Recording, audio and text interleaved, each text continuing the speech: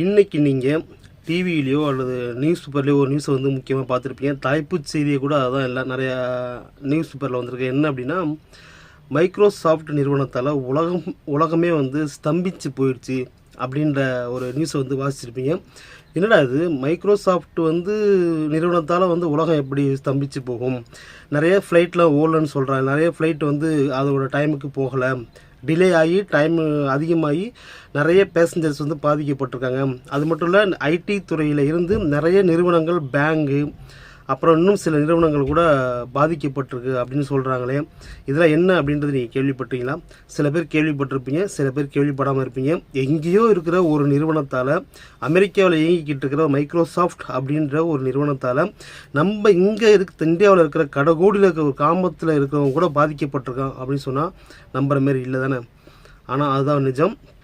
நிறைய விஷயங்கள் நடந்திருக்கு நேற்று. என்ன அப்படின்றது தான் இந்த வீடியோவில் பார்க்க போகிறோம். ஸோ ஸ்கிப் பண்ணாமல் பாருங்கள். இப்போ தான் நம்ம சேனலை ஃபஸ்ட் டைம் பார்க்குறீங்க அப்படின்னா கண்டிப்பாக சப்ஸ்கிரைப் பண்ணிவிட்டு ஃபாலோ பண்ணுங்கள். அப்போ தான் நம்ம போகிற ஒவ்வொரு வீடியோவும் உங்களுக்கு வந்து சேரும். ஸோ வாங்க வீடியோக்குள்ளே போகலாம். என் இனிய தமிழ் மக்களே வணக்கம். நான் விஸ்வா, விகேட் விஸ்வா.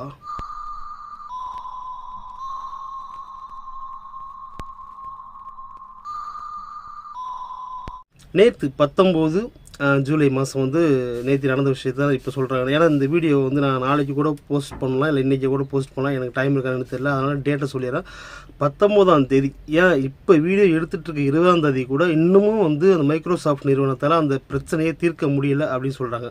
என்ன பிரச்சனை அதுக்குள்ளே போனோம்.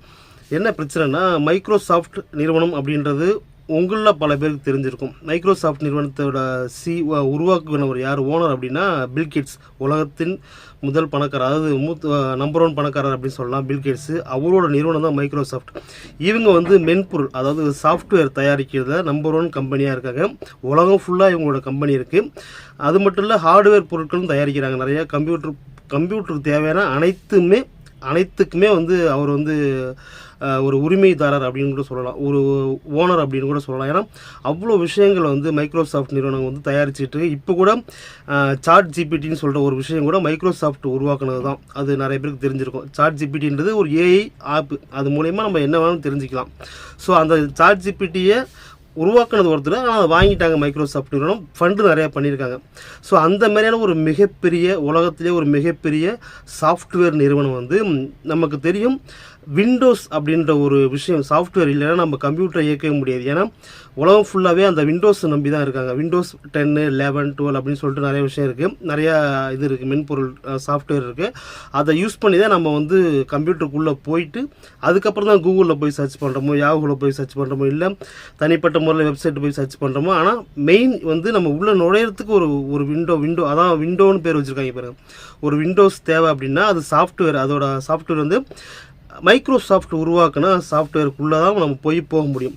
ஸோ அப்படி இருக்கிற காலகட்டத்தில் இவங்க வந்து க்ளவுட் ஸ்ட்ரைக் அப்படின்ற ஒரு மென்பொருளை லேட்டஸ்ட்டாக தயாரித்து வச்சுருக்காங்க. அதுதான் இப்போ நிறைய பேர் யூஸ் பண்ணிகிட்ருக்காங்க. நிறைய கம்பெனி, ஐடி கம்பெனியில் இருந்து பேங்க் வரைக்குமே வந்து நிறைய நிறுவனங்கள், நிதி நிறுவனங்கள் அண்ட் பெரிய பெரிய ஃபேக்ட்ரிஸ், ஏன் இந்த ஏர்போர்ட்டில் சில ஏர்போர்ட்டில் கூட அதை யூஸ் பண்ணுறாங்க.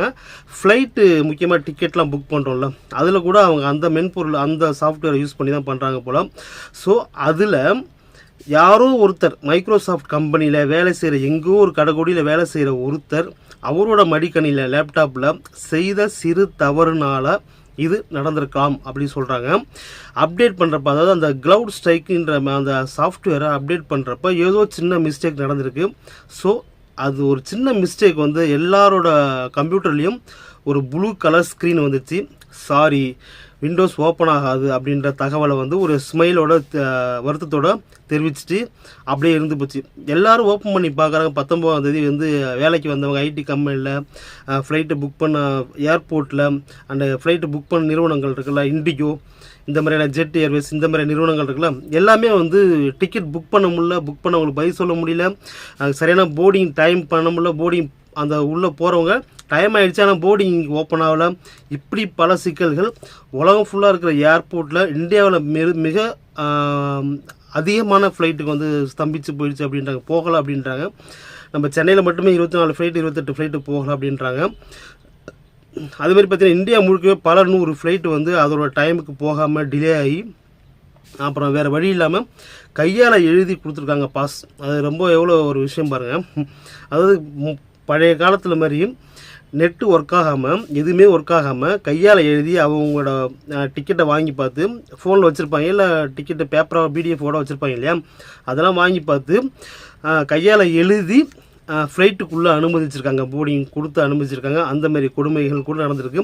இந்த காலத்துலேயும் ChatGPT, AI அப்படின்னு எவ்வளோ டெக்னாலஜி வளர்ந்ததுக்கு அப்புறமும் நிறைய ரோபாட்ஸ்களை உருவாக்கிட்டு இருக்கோம், சேட்டலைட் விட்டுட்ருக்கோம், செவ்வாய் கிரகத்துக்கு போகிறதுக்கு பண்ணிகிட்ருக்கோம், வாயாஜர் போல் நிறைய சேட்டலைட்டை வந்து நம்ம போயிட்டுருக்கு மேலே. ஆனால் பாருங்கள், ஒரு மைக்ரோசாஃப்ட்டை ஒரு சின்ன மிஸ்டேக், அரிதான ஒரு சின்ன மிஸ்டேக்கால் ஒரு பழைய மாதிரி கையால் எழுதி சீல் போட்டு அனுப்புகிற மக்களை வெளியில் ஃப்ளைட்டுக்குள்ளே அனுப்புகிற மாதிரியான ஒரு சிஸ்டத்தை வந்து ஒரே நாளில் கொண்டு வந்துட்டாங்கன்றது ஒரு ஆச்சரியமான விஷயம். உங்களுக்கு எப்படி இருக்குன்னு தெரியல. இது ரொம்ப ரொம்ப யோசித்து பார்த்தா நிறைய விஷயங்கள் இதில் பார்க்க முடியும். நம்ம என்ன அப்படின்னா, எங்கேயோ ஒரு சின்ன தப்பு வந்து கடைசியில் உள்ள எல்லாரையும் பாதிக்குது. எப்படி கொரோனா வந்து எங்கேயோ உருவாகி உலகத்தில் உள்ள எல்லாரும் ஸ்தம்பிக்க வச்சுது, அதே மாதிரி நம்ம தலைமுறை தான் வந்து இந்த மாதிரியான விஷயங்கள்லாம் பார்க்குது அப்படின்றது என்னுடைய தாழ்மையான கருத்து. ஏன்னா சுனாமியும் நம்ம தான் பார்த்தோம், கொரோனா போன்ற மிக கொடூரமான வியாதி, அதாவது ஒரு சின்ன வைரஸால் எல்லாருமே உலகமே முடங்கி கிடக்கிற விஷயத்தை நம்ம தான் பார்க்குறோம்.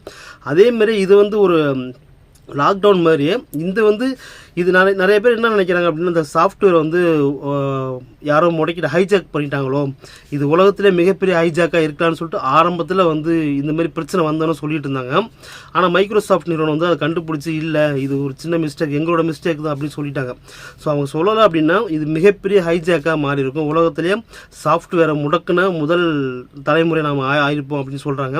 ஆனால் நல்ல வேலையாக அப்படி நடக்கல. ஆனால் உலகமே கொஞ்ச நாள், அதாவது கிட்டத்தட்ட பல மணி நேரங்கள் ஸ்தம்பிச்சு நின்னது உண்மை அப்படின்றத நம்ம மறுக்கிறதுக்கு கிடையாது. ஸோ இப்படியும் நடக்கலாம் அப்படின்றதுக்கு இப்படி நடக்குமா அப்படின்னு ஒரு கேள்விக்குறி நம்ம கேட்டால் நடக்கலாம், கூடும். அதாவது பிற்காலத்தில் வருங்காலத்தில் நடக்கக்கூடும். இது யாரோ ஒரு சாஃப்ட்வேருக்குள்ளே போயிட்டு யாரோ ஒருத்தவங்க ஹைஜாக் பண்ணி அதை திருடி, மென்பொருளை திருடி வேறு ஏதோ பண்ணிட்டாங்க, வைரஸ் உள்ளே விட்டு அதை இது பண்ணிட்டாங்க இப்படிலாம் பேச்சு அடிப்பட்டாலும் மைக்ரோசாஃப்ட் நிறுவனம் இது வந்து முழுக்க மறுத்துருக்காங்க. இது அவங்களோட பிரச்சனை சொல்லியிருக்காங்க. ஐடி கம்பெனி நிறைய இயங்கலை, ஃப்ளைட்டு ஏர்போர்ட் எதுவும் சரியாக இயங்கலை, எல்லா ஏர்போர்ட்லேயும் மக்கள் இது வரைக்கும் போகாமல் கூட உட்காந்துருக்காங்க. நான் இந்த வீடியோ எடுத்துகிட்டு இருக்கேன் காலைல 11 மணி வரைக்குமே. ஸோ நிறைய ஐடி நிறுவனங்கள், நிறைய பெரிய பெரிய ஃபேக்ட்ரி வச்சுருக்காங்கல்ல, அதாவது இன்டர்நெட்டை நம்பியே ஒரு சில கம்பெனிலாம் இருக்கலாம், அந்தமாரி கம்பெனிகள், சாஃப்ட்வேர் கம்பெனிகள், ஹார்ட்வேர் கம்பெனிகள்னு சொல்லிட்டு எல்லா கம்பெனியுமே வந்து மூழ்கி போயிருக்கு. அதாவது அவங்களோட அந்த க்ளவுட் ஸ்ட்ரைக் அப்படின்ற மென்பொருள் சாஃப்ட்வேரை யூஸ் பண்ண அனைத்துமே முடங்கி கிடக்குது இது வரைக்கும் அப்படின்றது தான் நிதர்சனமான உண்மை. இதுக்கு ஒரு தீர்வே இல்லையா அப்படின்னா, சாதாரணமாக ஒரு சாஃப்ட்வேர் இன்ஜினியரிங் படித்த ஸ்டூடெண்ட் கூட சொல்லுவாங்க என்ன அப்படின்னா, ஏன் ஒரே ஒரு ஆளை நம்பி இருக்கணும், ஒருத்தரை நம்பி இருக்கிறதுனால இவ்வளோ பிரச்சனை. சரி, ஓகே, ஒருத்தரை நம்பி தான் இருக்கும். ஆனால் அவரே பில்கேட்ஸே வந்து இப்போ தான் கற்றுக்கிட்டு இருப்பார்னு நினைக்கிறேன்.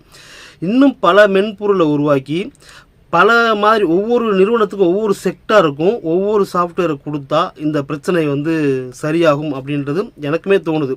ஏன்னா ஒரே சாஃப்ட்வேரை பல கம்பெனிகள், பல நிறுவனங்கள், வெவ்வேறு விதமான நிறுவனங்கள், இப்போ வந்து ஐடின்றது தனி, இப்போ ஏர்போர்ட்டு அந்தமாரி சிஸ்டம் தனி, வேறு நிறுவனங்கள் தனித்தனியாக இருக்குது இல்லையா. ஸோ இப்போது ஏர்போர்ட்டை நம்பி இருக்கிற அந்த தொழிலை சார்ந்து இருக்கிற ஒரு நிறுவனத்துக்கு வந்து வேறு ஒரு மென்பொருள் சாஃப்ட்வேரும், ஐடி கம்பெனி இருக்குது அப்படின்னா அந்த ஐடி கம்பெனிக்கு வேறு மாதிரியான ஒரு சாஃப்ட்வேரும் உருவாக்கி தர முடியும் தானே.